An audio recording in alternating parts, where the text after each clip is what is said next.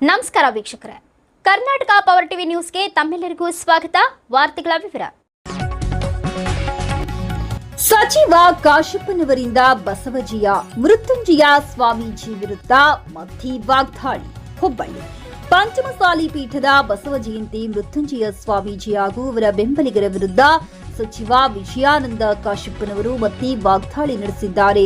ಸ್ವಾಮೀಜಿ ಬೆಂಬಲಿಗರು ಸಾಮಾಜಿಕ ಜಾಲತಾಣಗಳಲ್ಲಿ ಅಜ್ಞಾನಿಗಳ ಗುರುವಾಣಿ ಅಧಿಕಾರಿಗಳ ಶಾಶ್ವತವಲ್ಲ ಎಂಬ ಪೋಸ್ಟ್ ಮಾಡಿರುವ ಕುರಿತು ಪ್ರತಿಕ್ರಿಯಿಸಿದ ಸಚಿವ ಕಾಶಪ್ಪನವರು, ಸಣ್ಣ ಹುಡುಗರಿಂದ ಸಾಮಾಜಿಕ ಜಾಲತಾಣಗಳಲ್ಲಿ ಪೋಸ್ಟ್ ಮಾಡಿಸುವ ಬದಲು ಸ್ವಾಮೀಜಿ ಚಿಲ್ಲರೆ ಬುದ್ಧಿ ಬಿಟ್ಟು ಪ್ರಬುದ್ಧತೆಯಿಂದ ನಡೆದುಕೊಳ್ಳಬೇಕು ಎಂದು ಟೀಕಿಸಿದರು. ನಾವೇ ಅವರನ್ನು ಪಂಚಮಸಾಲಿ ಪೀಠಕ್ಕೆ ಸ್ವಾಮೀಜಿಯಾಗಿ ನೇಮಿಸಿದ್ದೆವು, ಆದರೆ ಅವರು ತಮ್ಮ ಗೌರವವನ್ನ ಉಳಿಸಿಕೊಳ್ಳಲಿಲ್ಲ. ಅವರ ವಿರುದ್ಧ ದೂರು ನೀಡಿದ್ದ ವಿಜಯಪುರದ ಮಹಿಳೆ ಈಗ ಎಲ್ಲಿದ್ದಾರೆ ಎಂಬುದು ಗೊತ್ತಿಲ್ಲ.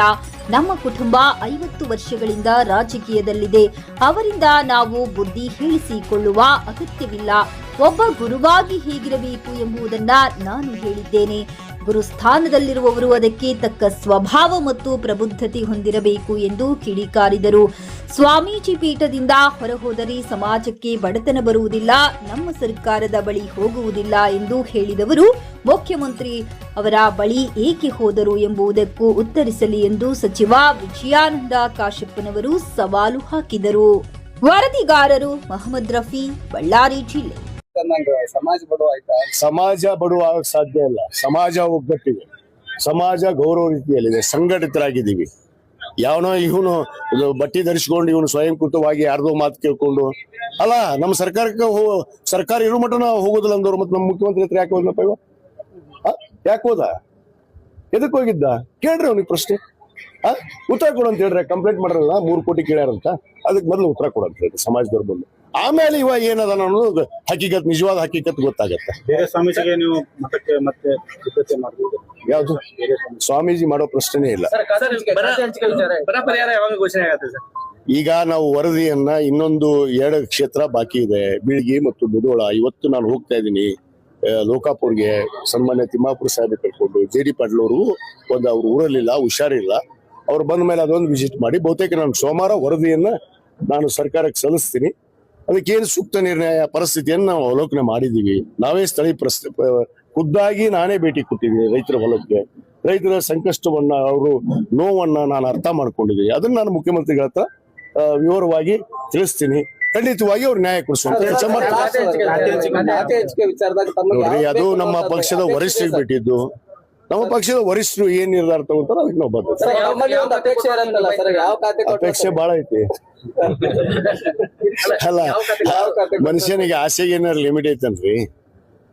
ಕೊಟ್ಟಿದ್ದಲ್ಲಿ ಸಂತೋಷವಾಗಿ ಯಾವುದೇ ಕೊಟ್ಟರು ಕೂಡ ನಾನು ಸಂತೋಷವಾಗಿ ಸ್ವೀಕಾರ ಮಾಡಿ ಆಡಳಿತವನ್ನ ಮಾಡಿ ತೋರಿಸ್ತೀನಿ. ಅಲ್ಲ, ಅವನಿಂದ ಕಲಿಬೇಕಾಗೈತೆ. ಅವ್ನ ವಯಸ್ಸು ಎಷ್ಟು ಕೇಳ್ರಿ? ಅವ್ನು ಸ್ವಾಮಿಗೆ ಅವ್ನು ಹಾಕ್ತಾನಲ್ಲ, ಪೋಸ್ಟಿಂಗ್ ಮಾಡಿಸ್ತಾನಲ್ಲ ಸಣ್ಣ ಹುಡ್ರ ಕಡೆ. ಅವ್ನ ವಯಸ್ಸು ಎಷ್ಟು ಪ್ರಬುದ್ಧತೆ ಅವನಿಗೆ? ಈ ಚಿಲ್ಲರ್ ಬುದ್ಧಿ ಬಿಡಬೇಕು. ಫಸ್ಟ್ ಗುರು ಆದವನು ಚಿಲ್ಲರ್ ಅಲ್ಲ ಇರಬಾರ್ದು. ಭಕ್ತರನ್ನ ಸಮಾನವಾಗಿ ಕಾಣುವಂತ ಹೃದಯವುಳ್ಳವರಾಗಿರ್ಬೇಕು. ಭಕ್ತರನ್ನ ಚಂದ ಕಾಣಕ್ ಹೇಳ್ರಿ. ಯಾವ ಬಟ್ಟೆಯನ್ನ ನಾವು ಧರಿಸ್ತೀವಲ್ಲ, ನಾನು ನಿನ್ನೆ ಅದನ್ನೇ ಹೇಳಿದ್ದೀನಿ. ಆ ಬಟ್ಟಿಗೆ ಇದೇ ಹೌದಪ್ಪ, ನಾವು ಮಾಡಿದ್ವಿ ಕರೆ, ಒಪ್ಕೋತೀನಲ್ಲ. ಮಾಡಿದ್ರೆ ಉಳಿಲಿಲ್ಲ, ನಡ್ಕೊಳ್ಳಿಲ್ಲ ಮನುಷ್ಯ. ಅಲ್ಲಿ ಬಿಜಾಪುರದಲ್ಲಿ ಇನ್ನೂ ಕಂಪ್ಲೇಂಟ್ ಬಾಕಿ ಐತಿ. ಅದ್ ಏನಾಗೈತೆ ಅದ್ರ ಬಗ್ಗೆ ಜನರಿಗೆ, ಸಮಾಜಕ್ಕೆ ಉತ್ತರ ಕೊಡಂತ ಹೇಳ್ರಿ. ಮೊದ್ಲಕ್ಕೆ ಎಲ್ಲಿ ಹೋದ್ಲ ಅಮ್ಮ? ಯಾಕೆ ಕಂಪ್ಲೇಂಟ್ ಕೊಟ್ರು? ಅವ ಹೇಳ್ತಾನ 11 ಕೋಟಿ ಇದ್ದಿದ್ದು 3 ಕೋಟಿ ಡೀಲ್ ಬಂತ ಅಂತ ಅವ ಮಾತಾಡ್ತಾನ. ಇವ ನೋಡಿದ್ರೆ ಇಲ್ಲಿ ನಾಟಕ ಮಾಡ್ಕೊಂಡು ಅಲ್ಲಿ ಯಾವ್ದೋ ಒಂದು ಊರಾಗ ಕುಂತಾನ. ನಾಟಕ ಯಾಕೆ ಬೇಕ್ರಿ? ಅದಕ್ಕೆ ಸಮಾಜಕ್ಕೆ ಉತ್ತರ ಫಸ್ಟ್ ಕೊಡ್ಲಿ, ಆಮೇಲೆ ಮಾತಾಡ್ತೀವಿ. ಅವನಿಗೆ ನನ್ನ ಬಗ್ಗೆ ಮಾತಾಡುದು, ಅಧಿಕಾರದ ಬಗ್ಗೆ ಮಾತಾಡುದು. ಈ ಯುವ ಬಂದ ಮ್ಯಾಗ ನಾವು ಅಧಿಕಾರ ಮಾಡಕತ್ತೀವ. ಕಳೆದ 50 ವರ್ಷ, ಇವ್ನಿಗೆ ಇನ್ನೂ 48 ಆಗಿರ್ಬೇಕು ವಯಸ್ಸು. ಈಗ ಇವ್ನು ಹುಟ್ಟಕ್ಕಿಂತ ಮುಂಚೆಗೆ ನಾವು ರಾಜಕಾರಣದಾಗದೀವಿ. ಅದು ಅವನಿಗೆ ತಿಳ್ಕೊಂಡಿಲ್ಲ. ನನಗೇನು ಬುದ್ಧಿ ಹೇಳುವಂಥದ್ದು ಅವನ ನಂತರ ಅವಶ್ಯಕತೆ ಇಲ್ಲ. ನಾನೇ ಸಾಕಷ್ಟು ಬುದ್ಧಿ ಹೇಳಿದ್ದೆ ಅವನಿಗೆ. ಸರಿ ಮಾಡ್ಕೋ, ನಿನ್ನ ದುಷ್ಟು ಬುದ್ಧಿನ ಬಿಡು. ಒಬ್ಬ ಸ್ವಾಮೀಜಿಯಾಗಿ ಗುರುವಾಗಿ ಹೇಗಿರಬೇಕು, ಕಾವಿಗೆ ಸನ್ಯಾಸಿಯನ್ನು ವಹಿಸಿದಂಥವ್ರು ಹೇಗಿರಬೇಕು ಹಂಗೆ ಅರಿವಿಟ್ಕೊಂಡು ನಡಿ ಅಂತ ಹೇಳಿದ್ರೆ ನೆಡ್ಲಾರ್ದಕ್ಕೆ ಹೊರಗೆ ಹೋಗ್ಯಾನಷ್ಟೇ. ಅವ್ನು ಮುಗಿದತ್ ಗತಿ.